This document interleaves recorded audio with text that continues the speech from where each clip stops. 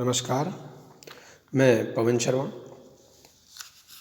ईशावास्य उपनिषद के आज के अध्ययन में आप सभी का स्वागत है। छात्रों, पूर्व के वीडियो में हमने पहले मंत्र का अध्ययन किया था। आज हम ईशावास्य उपनिषद के दूसरे मंत्र का अध्ययन करते हैं। द्वितीय मंत्र है, इसका वाचन करते हैं। कुर्वन्नेवेह कर्माणि जिजीवे क्षतं समः एवं त्वयि नान्यथेतोस्ति न कर्म लिप्यते नरे। यहाँ पर पूर्व के मंत्र में हमने देखा कि ओम ईशावास्यमिदं सर्वं यत् किंच जगत्याम जगत तेन त्यक्तेन भुंजीथा मा गृदः कस्य स्विद्धनम। जो ये पहला मंत्र था, उसमें कहा गया था कि जो कुछ भी है वह ईश्वर के द्वारा व्याप्त है इस संसार में, और इसलिए हमें त्यागपूर्वक जो है उपभोग करना चाहिए। किसी के भी धन की हमें लालसा नहीं करनी चाहिए। क्यों? क्योंकि हम छीनेंगे तो भी ईश्वर का स्वरूप जो परब्रह्म है उसी से हम छीन करके दूसरे का अंश छीनना, एक तरह से ईश्वर का अंश छीनना होगा। तो हमें किसी के अंश की लालसा न करके स्वयं अपने पुरुषार्थ से अर्जन करना चाहिए, और उसी चीज़ को उसी मंत्र के पूरक मंत्र का ये पूरक भाव जो हमें इस मंत्र में देखने को मिलता है, और इसका अन्वय हम देखेंगे। यह कर्माणि कुर्वन, यह यानी यहाँ इस संसार में कर्माणि यानी कर्मों को, कुर्वन यानी करते हुए, एवं इस प्रकार, एव यानी ही, शतम यानी 100 वर्षों तक, शतम समा यानी 100 वर्षों तक, जीजीविषेत जीने की इच्छा करनी चाहिए। विधिलिंग प्रथम पुरुष एक वचन का रूप। ये यानी यहाँ पर इस संसार में कर्मों को करते हुए ही 100 वर्षों तक जीने की इच्छा करनी चाहिए। एव कार लग गया। एव जो होता है वह अन्य कर्मों से, एवकार है अन्य योग विवच्छेद का है। एव जो होता है वह अन्य से, किसी चीज अन्य से जो है उस चीज को अलग कर देता है। तो यहाँ पर कर्म को करते हुए ही 100 साल तक जीने की इच्छा करनी चाहिए। एवं यानी इस प्रकार, त्वयि नर यानी तुझ नर में, इतः अन्यथा नास्ति, इस प्रकार तुझ नर में, इतः अन्यथा नास्ति अर्थात इससे जो अन्य है वह नहीं होता है।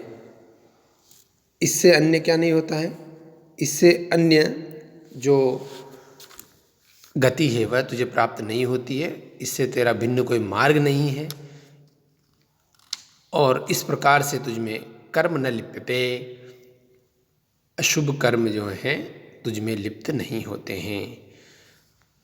भाव क्या है? मुख्यतः इस संसार में जो है कर्मों को करते हुए 100 साल तक जीने की इच्छा करनी चाहिए। इससे भिन्न कोई मार्ग नहीं है तुझ नर में, इससे भिन्न कोई रास्ता नहीं है। और इस तरह से कर्म करते हुए जीने से तुझे जो है अशुभ कर्म भी लिप्त नहीं होता है। अब इसको थोड़ा विस्तार से यहाँ पर समझने की जरूरत होगी। पहले इसकी शाब्दिक व्याख्या हम देख लें। यह संसारे कर्माणि शास्त्रोक्त कर्माणि कुर्वन् विदधन् एवं शतम शतवर्षाणि, शतम समा शतवर्षाणि, शतवर्षपर्यन्तं जीविषेत् जीवितुम् इच्छेत्। एवं प्रकारेण त्वयि नरे मनुष्ये इतः अस्मात् कर्मणः अन्यथा भिन्न मार्ग नास्ति न विद्यते। अनेन प्रकारेण अशुभम अनुचितम अमंगलम कर्म न लिप्यते, कर्म न व्याप्यते, कर्म न व्याप्नोति।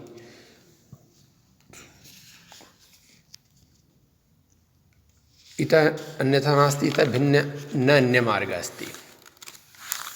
तो इस संसार में शास्त्रोक्त कर्मों को करते हुए 100 साल तक जीने की इच्छा करनी चाहिए। तो कर्म तो सभी करते ही हैं, इसमें कौन सी नई बात हमें देखने को मिलेगी? तो यहाँ यह विचार करने योग्य बात है कि जो हमारा कर्तव्य कर्म है उसे करते हुए हमें 100 साल तक जीने की इच्छा करनी चाहिए।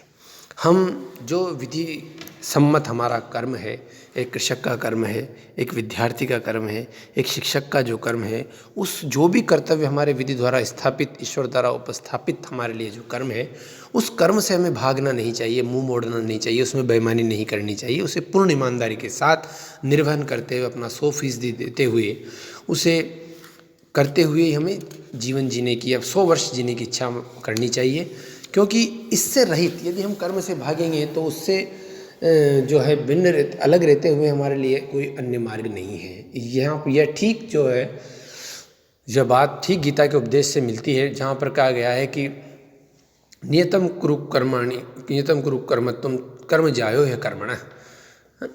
तो तुम जो है अपने लिए निश्चित कर्म को करो, क्योंकि जो कर्म है वह अकर्म से श्रेष्ठ है, और कर्म न करते हुए रहना संभव ही नहीं है। यदि हम कर्म नहीं करेंगे तो हम विचार करेंगे, सोचेंगे, कुछ न कुछ तो हम हर समय कर ही रहे होते हैं। जैसे हम यदि पढ़ नहीं रहे, कोई एक विद्यार्थी यदि उसका जो है विधि सम्मत जो कर्म है उसका अध्ययन करना है, यदि वह अध्ययन नहीं कर रहा होगा तो खेलेगा नहीं तो टीवी मोबाइल चला रहा होगा, कुछ इस तरह का कर्म वह करता ही रहता है। तो जब कर्महीन रहना संभव ही नहीं है, तो क्यों न जो हमारा कर्तव्य कर्म है, जो हमारा वास्तविक कर्म है, जो हमें अवश्यम करना चाहिए अवश्य, तो उसे ही किया जाए।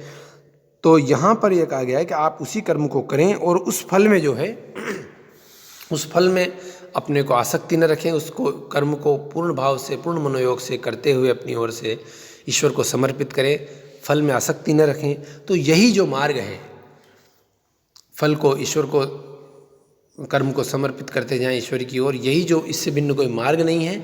और इस तरह से तू जब उसको कर्म और कर्मफल दोनों को ईश्वर को समर्पित करता चलेगा तो निर्लिप्त होता हुआ, कर्म करता हुआ ईश्वर को प्राप्त करेगा।